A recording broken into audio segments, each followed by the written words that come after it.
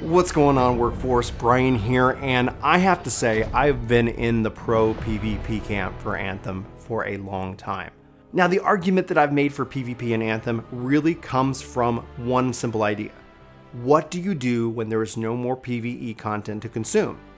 We as players will consume PvE content faster and faster and faster, faster than any developer can ever deliver it.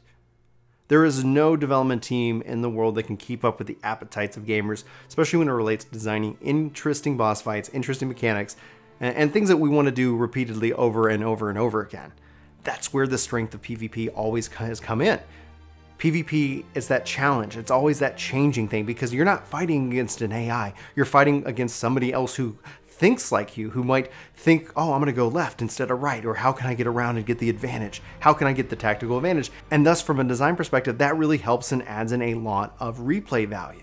And that's been my concern for Anthem since day one. It's that once all the stuff has been beaten, once the gear has been acquired, what do you do until the next stronghold drops? And so the question and the answer for me has always been PvP. But something happened last week, and now I'm not so sure that Anthem ever needs to introduce PvP, and so I'd love to know your thoughts. But this is the change of heart that I had, and that's Apex Legends. And so Apex Legends versus Anthem, are these two actually stronger together because they serve two different audiences? And is there a crossover between these two types of players and these two types of games? As a player who personally likes PvE and PvP, Anthem doesn't necessarily fill all those holes. And so I'm looking at this and I'm thinking, is it possible that both Respawn and Bioware have the potential to thread updates to keep people engaged, both in just updates and product drops alone? We've already seen the roadmap for Anthem and what's coming up. We already know that Apex Legends is getting a battle pass in March, and they've got more plans for more Legends here and there. Now, both of these companies are owned by EA, and so there seems to might be a financial or a benefit to make sure that they don't cannibalize one another. So in my mind, the vision that I see this happening, and almost the story ends up being, is that is this going to be the year that EA just dominates players' times? And by that I mean, imagine if a new stronghold drops 1 week or 1 month or a couple weeks, so however this cadence is supposed to work out. And then, oh, by the time we've kind of done that to death, now, hey, Apex Legends, you got your opportunity over here to shine. We've dropped a new hero. Now we're changing up new game types. That's one of the strengths of games as a service, is that these things live on. And eventually, they can become really, really big. And we're already seeing that with Apex Legends. Over 25 million players that they're announcing or have announced already, and who knows how big that number is going to go. Now, hype alone, the question and the thing that Apex Legends has to prove is that it has to prove it has staying power. Is Apex Legends just a vacation spot, a destination for players who are tired of Fortnite, who need a break from that game, who just want to change a pace, who just want a different map, are going to visit? Or is it something that literally is now going to be the biggest game in the world? Only time is going to tell, and I'm obviously watching this very fervently. I can't personally get enough of it, but then again, I'm a PvE and a PvP player. I'm not the best PvP player. You're not going to see me go professional anytime soon. Maybe in another life, but who knows. But I really, really enjoy that content. And this is a player who's excited for Anthem and who is in love with Apex Legends for what it brings, for what it adds onto the TitanFall universe, for what it means maybe for the future of Respawn and how these games are developed. I think still it's kind of interesting. At the end of the day, it does expose an interesting problem that they solved by not letting people know about Apex Legends beforehand. Thus, people could not automatically form a negative opinion about it. And I think that's paid off for them immensely. I'm really interested to see beyond how you could weave between these two games. Like if you're not feeling PvE tonight, you want to play some PvP, you go play Apex. But maybe you're just tired of getting like destroyed and and you need to break from the PvP content. Maybe you go play some PvP in Anthem. Having both games installed, easily jumping and switching between the two to compete for your time, depending on your mood. What are you playing? Because both offer something different, but at the same time, both are games as a service, etc. Now, the secondary thought here comes into the form of skins and javelins and characters. These games are both EA property games. When you look at services like EA Access and Origin, there's already a connection that these games share, and that's into EA's ecosystem.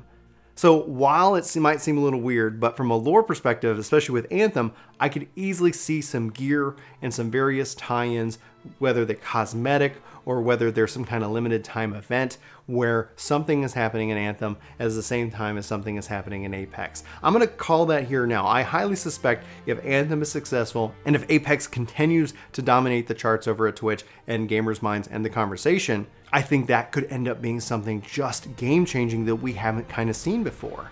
Now, whether it's taking part in an event in one game, having an impact of a skin unlock in another, or just by doing both that you could see various different season events and tie-ins. Who knows, with, again, like I said, with the Shaper Relics and the lore, they could always bring in absolutely anything they want to at any given time. Now, beyond these two games being better together, being stronger together, doing something that Destiny itself both introduced and struggled with, and it's the balance between PvE and PvP content. The greater conversation that I'm watching and I'm interested in having is to seeing how this overall changes the perspective of a company that's so disliked by gamers to have them release two big games back to back and not cannibalize each other is going to be something almost historic. And at the same time, it shows that they actually learned a lesson from how they launched TitanFall 2, where that game essentially got cannibalized by other games in the same type of space. So does PvP need to exist in Anthem? Honestly, still at this point, I would like to see their take on it just as an experiment, but it's something that I don't necessarily need today. Maybe in a month, maybe in 2 months, that might change. We're gonna have to see how this plays out, how my, I guess, interest in both Apex Legends and Anthem goes over the next couple of months. Personally, I think that it doesn't. I think that essentially I'm now more into the camp of, you know what, just don't bother with PvP over here. Point them to Apex. And you might be saying at this point, Brian, I'm just not interested in a Battle Royale game. And I get that. But that's not to say that Apex always has to be just that, right? The games as a service model, we've seen it happen with Fortnite. We've seen them do all these crazy different things and introduce new modes. And that is the key to Apex's survival. Apex isn't going to be the biggest game in the world. In fact, it'll probably easily go away pretty quickly if it doesn't continue to innovate on what it's already innovated on. And that's easily with new modes, new characters, new maps, and things like that. And that's the brilliance of its model. And we're going to have to wait and see how that plays out in the long run. I am obviously a fan of video games. I'm really interested to see how these play out. But in the end, again, like I said, I'm interested to see how this impacts the conversation around EA. We won't know for sure right now, but once Anthem goes live, we're going to have a better picture of how this is all going to work and work out together. Personally, I hope that these guys team up and they do interesting things and introduce different ways so that for me, obviously somebody who plays both is going to have kind of that tie-in. And for somebody who doesn't and is not ever going to be interested in PvP, or then somebody who is not ever interested in PvE, still just the fact that you have that invitation to say, hey, do you like this? Maybe go play this game and check it out. It's going to be an interesting thing. It's going to be a very big challenge for them to do. And obviously at the end of it, well, we can look back and say whether they were successful or not. But at this point, guys, I'd love to know your thoughts and your opinions. PvP, yes, no, Anthem. Apex Legends, how are you feeling about it? What do you think about it?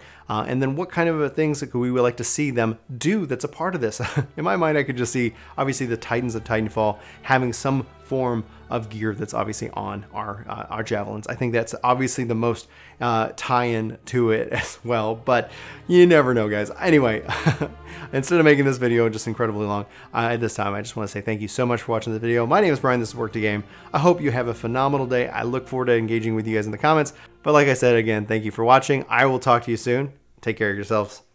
Hey guys, it's me, Brian. Thanks so much for watching this video. If you're new here, we hope you hit that subscribe button, check us out. We talk a lot about video games, and we hope to at least hear from you in the comments below. We also try to respond to our comments. You know, we really appreciate the comments, the discussion, all the various points of view that everybody is so kindly, I guess, and politely or impolitely shares with us from time to time. So anyway, guys, again, thanks for watching this video. We hope you hit that like button. We hope you hit that subscribe button. Come back for more content each and every day. We post a lot around here, and we'd love to hear from you about what you like about video games and everything, and especially if you have any questions that you're stuck on in anything. So anyway, signing off. See you next time.